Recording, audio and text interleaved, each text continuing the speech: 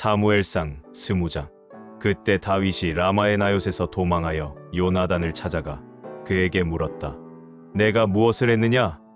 내 죄가 무엇인데 너의 아버지는 그처럼 나를 죽이려고 하느냐? 아니야.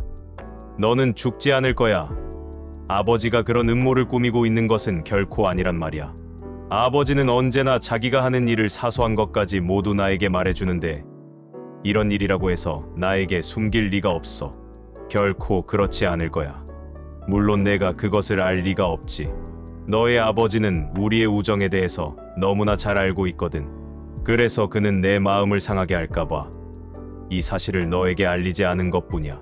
내가 살아 계신 여호와의 이름으로 맹세하지만 나는 죽음 일보 직전에 있단 말이야. 그렇다면 내가 원하는 것은 내가 무엇이든지 하겠다.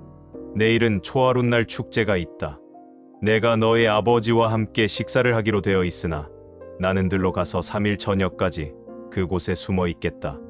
너의 아버지가 나를 찾거든 해마다 가족이 모여서 여호와께 드리는 제사 때문에 고향 베들레헴에 가려고 너의 허락을 묻더라고 말해줘. 만일 너의 아버지가 좋다 하고 말하면 나는 안전할 것이다. 그러나 너의 아버지가 화를 내면 그가 나를 죽이기로 작정한 줄 알아라. 너는 언약으로 맺은 나의 형제이다. 그러니 이 부탁을 들어다오. 내가 너의 아버지께 범죄한 것이 있거든 내가 직접 나를 죽여라. 구태여 너의 아버지에게까지 데리고 가서 죽일 필요는 없지 않느냐? 그런 생각은 하지도 말아라. 아버지가 너를 죽일 계획을 꾸미고 있다는 것을 내가 알면 내가 너에게 말하지 않을 것 같으냐? 만일 너의 아버지가 너에게 엄하게 대답한다면 누가 그것을 나에게 말해주겠느냐? 들로 나가자. 그러고서 그들은 함께 들로 나갔다. 그때 요나단이 다윗에게 말하였다. 내가 내일 이맘때나 아니면 늦어도 모레 이맘때에는 너에 관해서 아버지와 이야기해보고 아버지가 너를 어떻게 생각하는지 즉시 너에게 알려줄 것을 이스라엘의 하나님 여호와의 이름으로 약속한다. 만일 아버지가 화를 내시고 너를 죽이려고 하는데도 내가 이것을 알려 내가 도망할 수 있도록 하지 않으면 여호와께서 나를 죽이시기 원한다. 여호와께서 내 아버지와 함께 하셨던 것처럼 너와 함께 하시기를 바란다. 그리고 너는 내가 사는 날 동안 여호와의 사랑을 나에게 베풀어 내가 죽지 않도록 할 뿐만 아니라 여호와께서 너의 모든 원수들을 완전히 멸망시키신 다음에도 내 가족에게 사랑과 친절을 베풀 것을 잊어서는 안 된다. 그래서 요나단은 다윗의 가족과 계약을 맺고 여호와께서 다윗의 원수들을 치시기 바란다 하고 말하였다. 그러고서 이번에는 다윗을 사랑하는 마음으로 그에게도 다시 맹세하게 했는데 이것은 그가 다윗을 자기 생명처럼 사랑하였기 때문이었다. 그런 다음 요나단이 다윗에게 말하였다. 물론 내일 초하룻날 축제에 내 자리가 비면 너를 찾을 것이 분명해.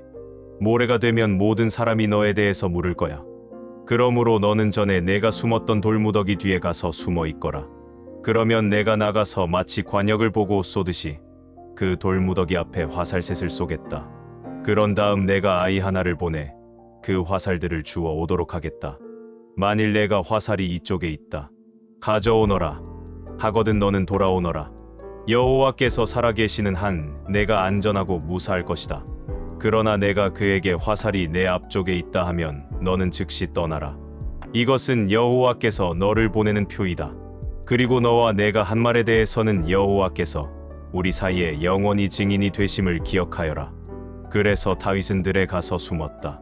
초하룻날 축제가 시작되었을 때 왕은 평소 때와 같이 벽을 등지고 자기 자리에 앉았고 요나단은 그의 맞은편에 앉았으며 아브넬은 사울의 곁에 앉았다.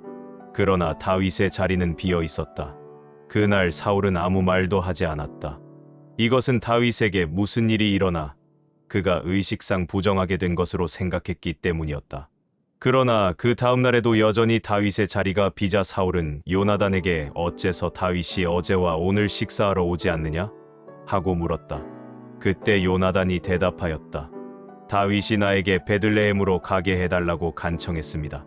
자기 가족이 모여서 제사 드릴 일이 있다고 그곳으로 오라는 형의 명령을 받았다기에 내가 보내주었습니다. 그래서 그가 왕의 식탁에 나오지 못했습니다.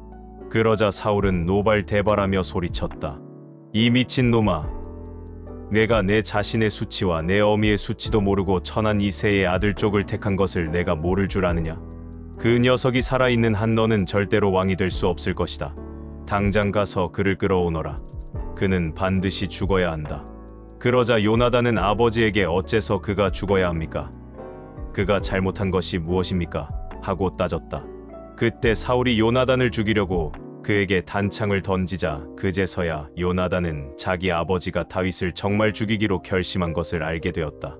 그래서 요나단은 대단히 화가 나서 식탁에서 일어나 하루 종일 아무것도 먹지 않았다. 이것은 그처럼 다윗을 모욕하는 자기 아버지의 태도를 보고 무척 마음이 상했기 때문이었다. 다음 날 아침 약속한 대로 요나단은 아이 하나를 데리고 들러나가 그에게 너는 달려가서 내가 쏘는 화살을 찾아오너라 하였다. 그 아이가 달려가자 요나단은 그의 위로 지나가도록 화살을 쏘았다. 그 아이가 화살이 떨어진 곳까지 거의 갔을 때 요나단은 화살이 내 앞쪽에 있다. 어물어물하지 말고 빨리 주워 오너라 하고 외쳤다. 그래서 그 아이는 재빠르게 화살을 주워 주인에게 돌아왔다. 물론 그 아이는 요나단이 그렇게 하는 이유를 알지 못했으며 단지 요나단과 다윗만 알 뿐이었다. 그때 요나단은 자기 활과 화살을 그 아이에게 주면서 그것을 가지고 성으로 돌아가라고 하였다. 그 아이가 떠난 후에 다윗은 숨어있던 돌무더기 뒤에서 일어나 요나단 앞에 무릎을 꿇고 땅에 엎드려 3번이나 절하였다. 그런 다음 다윗과 요나단은 서로 붙들고 입을 맞추며 흐느껴 울기 시작했는데 다윗이 더욱 심하게 울었다. 이때 요나단이 다윗에게 말하였다. 잘 가거라. 우리는 여호와의 이름으로 서로의 우정을 약속하고 너와 나 사이에 그리고 내 자손과 내 자손 사이에 여호와께서 영원한 증인이 되실 것이라고 말하였다. 그런 다음에 그들은 서로 헤어져 다윗은 떠나고 요나단은 성으로 돌아왔다. 고린도전서 2장. 형제 여러분, 내가 여러분에게 하나님의 말씀을 전할 때 고상한 말이나 인간의 지혜로 하지 않았습니다. 그것은 내가 여러분과 함께 있는 동안 예수 그리스도와 십자가에 못 박히신 그분의 죽음 외에는 아무것도 알지 않기로 결심했기 때문입니다. 그래서 여러분과 함께 있을 때 나는 약하였고 두려워하였으며 몹시 떨었습니다. 내가 가르치거나 전도할 때 지혜의 설득력 있는 말로 하지 않고 성령님의 능력으로 한 것은 여러분의 믿음이 사람의 지혜에 의존하지 않고 하나님의 능력에 의존하도록 하기 위해서였습니다. 그러나 우리는 믿음이 성숙한 사람들 가운데서는 지혜를 말합니다. 그 지혜는 이 세상의 지혜나 곧 망하게 될 통치자들의 지혜가 아니라 감추어진 신비로운 하나님의 지혜입니다. 그것은 하나님께서 우리의 영광을 위해 세상이 만들어지기 전에 미리 마련해 놓으신 것입니다. 그러나 이 세상 통치자들은 그 지혜를 몰랐습니다. 만일 그들이 알았더라면 영광의 주님을 십자가에 못 박지 않았을 것입니다. 그것은 성경에 아무도 보거나 듣거나 생각조차 못한 것을 하나님은 자기를 사랑하는 사람들을 위하여 준비해 두셨다라고 한 말씀과 같습니다. 하나님께서는 성령님을 통해 그 비밀을 우리에게 알려주셨습니다. 성령님은 모든 것을 살피심으로 하나님의 깊은 것까지도 알아내십니다. 사람의 생각을 그 속에 있는 영 외에는 아무도 알 수 없듯이 하나님의 생각도 하나님의 영 외에는 아무도 알지 못합니다. 우리는 세상의 영을 받지 않고 하나님께서 주신 성령을 받았습니다. 이것은 하나님이 우리에게 은혜로 주신 선물을 우리가 알 수 있도록 하기 위한 것입니다. 이것을 말하는데도 우리는 인간의 지혜에서 난 말로 하지 않고 성령님이 가르치신 말로 합니다. 다시 말해서 영적인 진리는 영적인 말로 설명하는 것입니다. 거듭나지 못한 자연인은 하나님의 성령이 주시는 것을 받아들이지 않습니다.